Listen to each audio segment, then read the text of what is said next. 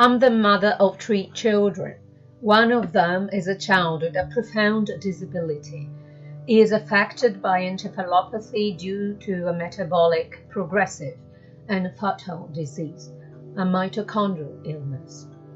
As a mother, I want to say some thank yous. First of all, I want to thank Mrs. Kate James and Mr. Thomas Evans. What a brave mom and dad.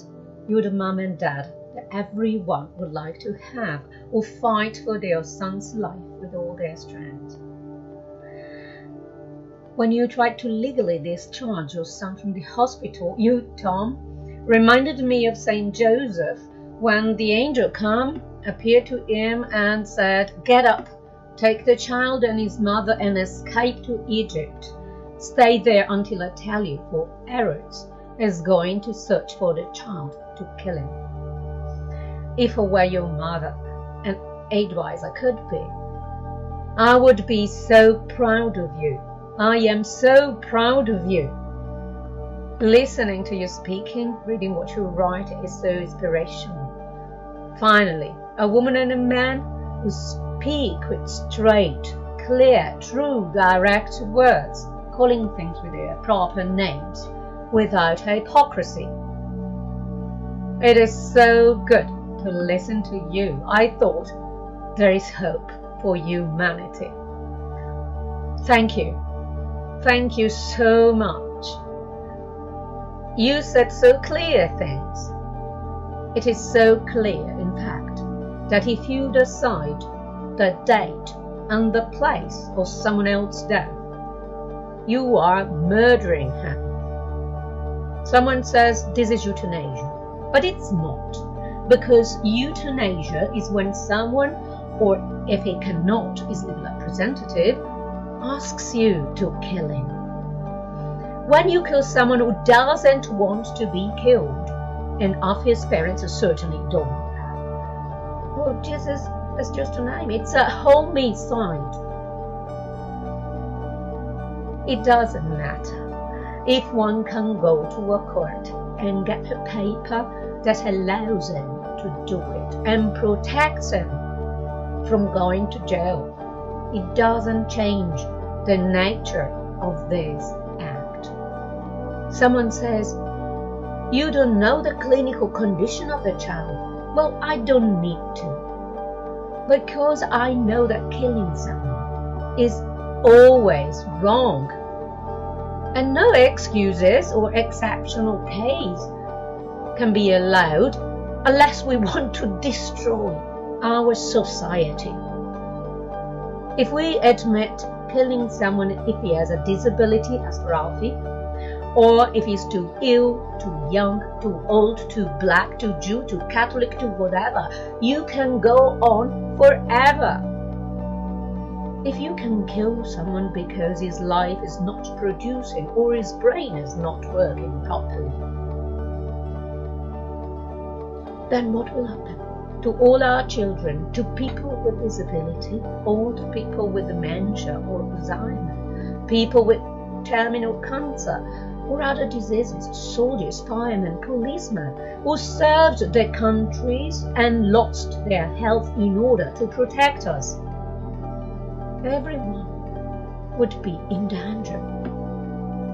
Someone might say this is not an homicide because you were just withdrawing ventilation, not actively giving the child high dosage of some medication.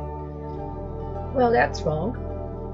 It's easy to understand if you think about food. A healthy newborn needs food to grow. If I don't provide it, and certainly he cannot provide it for himself, and he dies for starvation, well, I am responsible for killing him, because I took off something necessary. And my crime is absolutely not less horrible if my child has disability.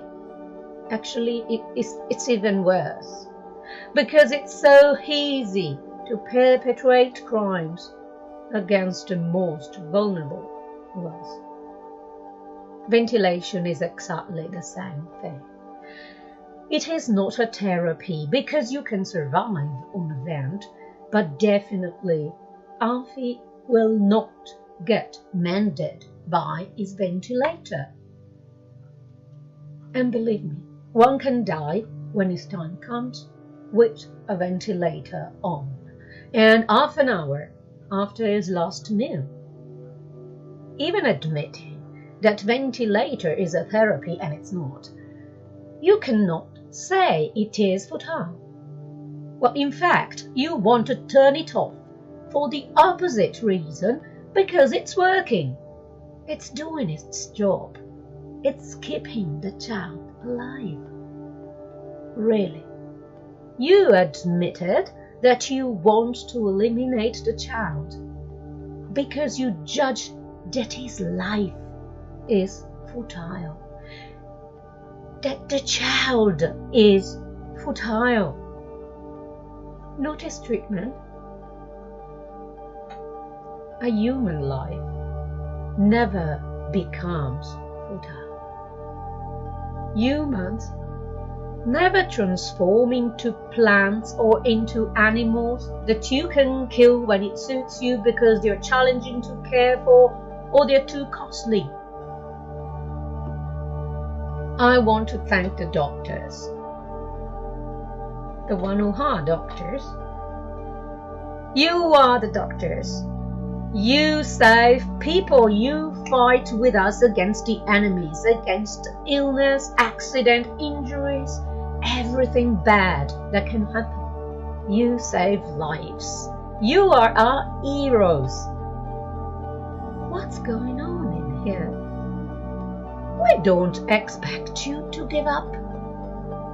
Please, don't betray the Hippocratic oath to never kill anyone, even when asked for. We need to trust you and rely on you. We don't expect you to give up. Of course, it's not always possible to cure every illness. If you cannot cure someone, you can still care for him till his natural death occurs, or pass him to other doctors who might have a better go. Why do you give up? Are you aligned with the enemy because you cannot win it? Are you servants of the illnesses, the bad, the darkness? We never expect you doctors to administer death as a solution to your lack of power. It is as if you blind me because you don't have glasses to give me. Well, actually, it's a little bit worse, isn't it? Death is never an act of compassion, and it's pretty obvious to anyone that death is never in the best interest of any living creature. We help people die, controlling their symptoms, relieving pain, surrounding them with love of their families and friends, not causing death, withholding or withdrawing treatments. Are we helping someone die, or are we making someone die? Alfie is at the moment actually not even dying at all. There is something so wrong in taking someone else's life.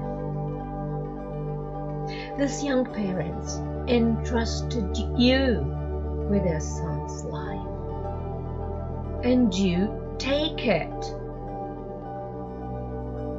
It's so unfair.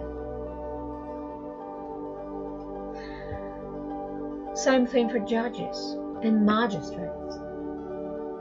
You are there to protect the lives of the weakest, not to decide if they should live or not. That's certainly not up to you or to anyone, or especially in countries where death penalty has been abolished. Anyway, in countries where death penalty is still there, it is given to people who committed a crime, or at least that are considered dangerous. How dangerous and powerful must be this little 23-month-old child, the bed of an intensive care unit on life support.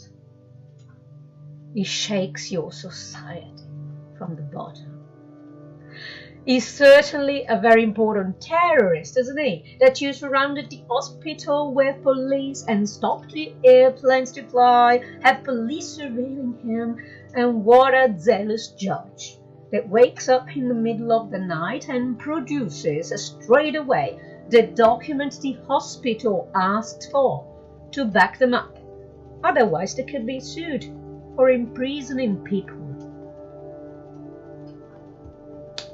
Well, the only ones who cannot actually abduct a child in this case are his own parents, because Alfie is their son. If they are taking him, they are not abducting him. How can they possibly steal something that is already theirs? I want to thank all the courageous supporters of Alfie Army worldwide.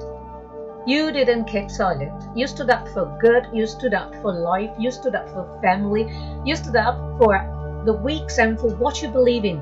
You are straight and clean. Thank you. I mean, because remaining in silence now is the same as being partner in crime. Last but not least, I want to thank you, Alfie.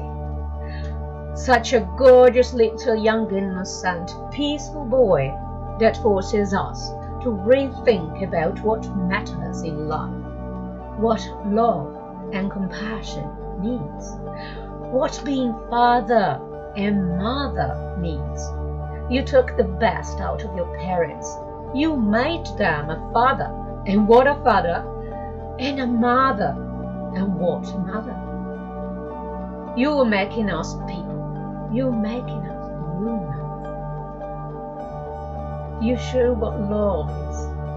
That one can be loved not because of what he does, but because he exists. You're making your parents show so clearly how God, as a father, loves us. Even if we are bad, till the end, giving his own son for us. You show the pure face of God.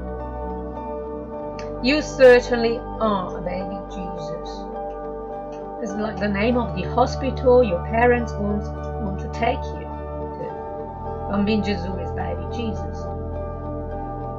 You show so clearly that all our action have consequences. Everything we do, to the least of these, we do it to Him. I want to tell you this because one day the judgment of God will arrive, if you believe it or not. Since Thomas said Alfie is the Son of God, I want to conclude with a very famous part of the Bible from the Exodus. Then the Lord said to Moses, "Go to Pharaoh and say to him, 'This is what the Lord says.